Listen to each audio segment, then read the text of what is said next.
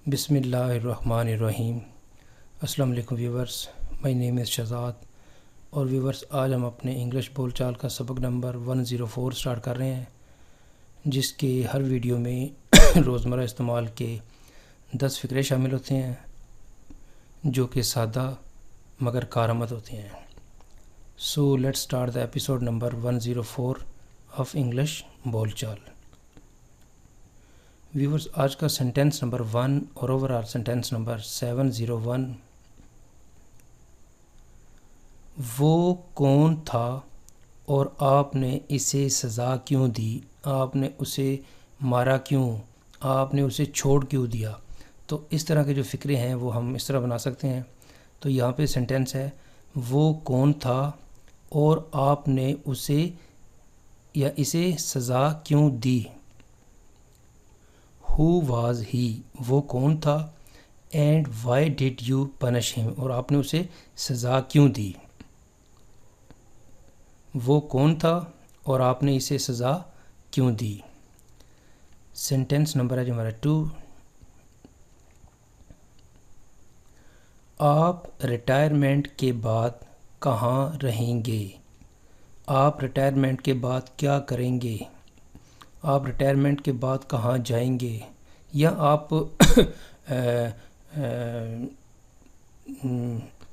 America से वापस आने के बाद कहाँ सेटल होंगे? तो यहाँ पे सेंटेंस का मतलब ये है कि आप एक लाइफ से निकल के दूसरी लाइफ में कैसे रहेंगे, कहाँ रहेंगे, किस तरह रहेंगे। तो इस तरह का ट्रांसलेशन है। आप रिटायरमेंट के बाद कहाँ रहेंगे? Where will you live? आप कहाँ रहेंगे आफ्टर रिटायरमेंट? आप रिटायरमेंट के बाद कहाँ रहेंगे? Where will you live after retirement? Sentence number है जो हमारा 3। आपके वालिद साहब की क्या ख्वाहिश थी? आपके वालिद साहब की क्या ख्वाहिश थी? What was the ambition of your father? What was the ambition of your father? आपके वालिद साहब की क्या ख्वाहिश थी? यानी एम्बिशन का मतलब होता है शदीद ख्वाहिश। एक सिंपल ख्वाहिश कि जी एक्सपेक्टेशन न थी, मेरी एक्सपेक्टेशन ये थी। लेकिन जब हम एम्बिशन लगाते हैं तो इसका मतलब ये है कि ऐसी ख्वाहिश जिसके ऊपर आपने पूरा ज़ोर लगाना है, पूरा दिलो जान से आपने उसको उसके लिए अपने स्ट्रगल करनी है। तो जो शदीद ख्वाहिश होगी उसको हम एम्बिशन बोलेंगे। What was the ambition of your father? आपके वालिद साहब की शदीद ख्वाहिश क्या थी? अब इसको शदीद ख्वाहिश में भी बोल सकते हैं। सेंटेंस नंबर है जी हमारा 4। उसे नींद आ रही है। He is feeling sleepy. उसे नींद आ रही है। ही इज़ फीलिंग स्लीपी, यानी उसका दिल कर रहा है सोने को या वो सोना चाह रहा है। तो आप यहाँ पे इसकी ट्रांसलेशन ऐसे कर लेंगे, he is feeling sleepy. Sentence number है जो हमारा आगे 5। मैं बीमार था इसलिए मैंने एक दिन की छुट्टी ली। मुझे शादी पे जाना था इसलिए मैंने 3 छुट्टियां ली। या कोई भी काम था, उस काम के अंगेज मैंने ये काम किया। तो यहाँ पे हमने ट्रांसलेशन क्या करनी है जी? मैं बीमार था, I was ill. I was ill, मैं बीमार था। सो आई टुक अ डे ऑफ, मैंने एक दिन की छुट्टी ली। मैं बीमार था, आई वॉज इल, सो या so that I took a day of, मैंने एक दिन की छुट्टी ली। सेंटेंस नंबर है जो हमारा 6।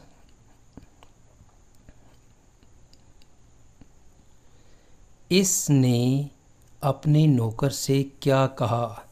इसने उसके कान में क्या कहा? इसने उससे क्या कहा? जो भी इस तरह का सेंटेंस है कि एक बंदे ने दूसरे बंदे से क्या कहा, उसका वो रिलेशन कुछ भी हो सकता है। इसने अपने बेटे से क्या कहा, या इसने अपने नौकर से क्या कहा, या इसने जो भी फिक्रा आप यहाँ पे सेट कर लें। What did he say to his servant? What did he say to his servant? उसने अपने नौकर से क्या कहा? सेंटेंस नंबर है जी हमारा 7।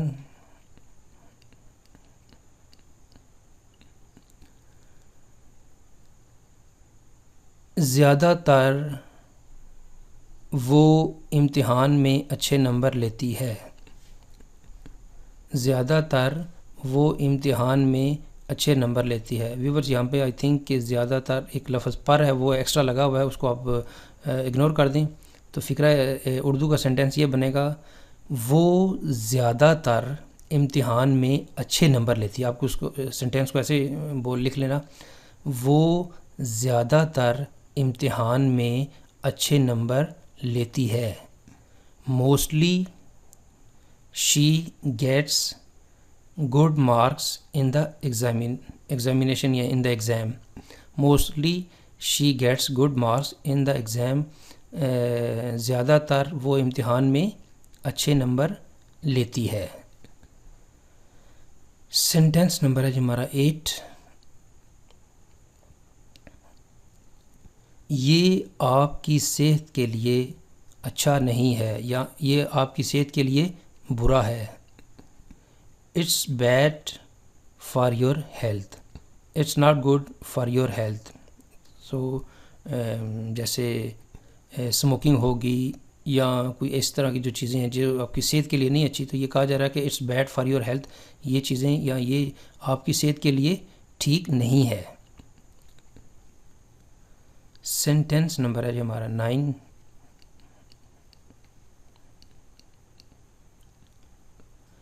इसने अपनी शनाख्त ज़ाहिर नहीं की। इसने अपनी शनाख्त ज़ाहिर नहीं की।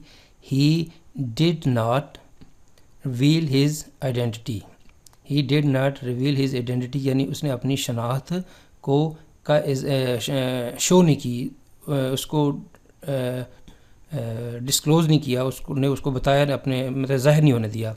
He did not reveal his identity, उसने अपनी शनाख्त को ज़ाहिर नहीं किया या नहीं होने दिया या नहीं की।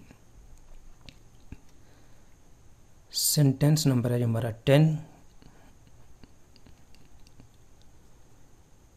मैंने उसे कुछ रकम दी, यानी माजी की बात एक बता रहे हैं कि मैंने उसे कुछ रकम दी, यानी वो मेरे पास आया था और उसने कहा था कि मुझे ये रकम चाहिए, तो फिर मैंने उसे कुछ रकम दी। I give him some money. I give him some money, मैंने उसको कुछ रकम दी। सम जो है वो इस्तेमाल होता है कि जिसमें हमने एग्जैक्ट चीज़ तो नहीं बतानी। अब देखें, इस फिक्रे में ये तो नहीं पता चल रहा कि उससे मैंने 1000 रुपया दिया, 2000 रुपया दिया, लेकिन कुछ रकम दी, यानी जब किसी रकम का एग्जैक्ट काउंट ना हो तो हम सम का इस्तेमाल कर सकते हैं। मैंने इसे कुछ रकम दी। I give him some money. तो व्यूवर्स, यहाँ पे इख्तिताम हमारे इंग्लिश बोलचाल का सबक नंबर 104।